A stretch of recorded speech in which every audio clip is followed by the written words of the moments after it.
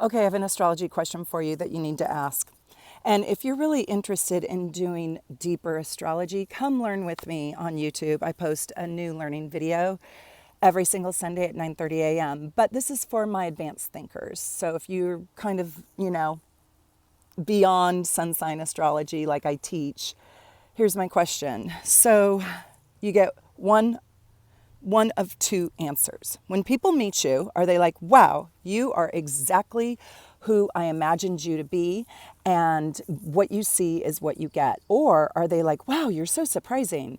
After I got to know you, you're so different than how I imagined you to be. I thought you were really stuck up, and you're so deep and friendly. Or is there like a misunderstanding usually around your first impression? So my question to you is, if you are what you see is what you get, your soul feels more comfortable exposing itself. And that usually comes from the sun and the rising sign being in harmony together. And that would be conjunction. If you have your sun conjunct your ascendant, there's absolutely no mask.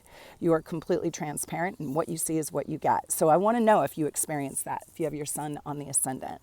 Also, if your sun is either in sextile or trine, you probably find that your persona, your mask, benefits your soul, or your soul is benefited by how you encounter people, and your very first hello to people and your first impression is probably beneficial to your soul. So, is your sun in the third house, the fifth house, the ninth house, or the 11th house? Those, or conjunct the ascendant, either in the 12th or the first. Those are usually combinations that produce a sense of ease and a less misunderstood first impression.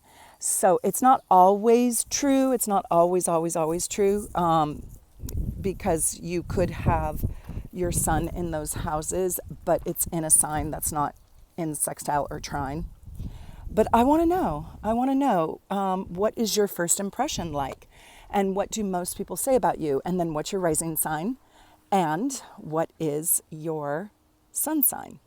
And then we got to talk about the chart ruler, of course, because that matters too. But this is just a little tiny trick.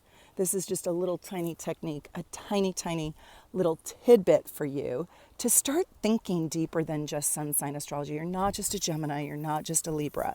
So how does your sun and your rising sign get along? That's my question.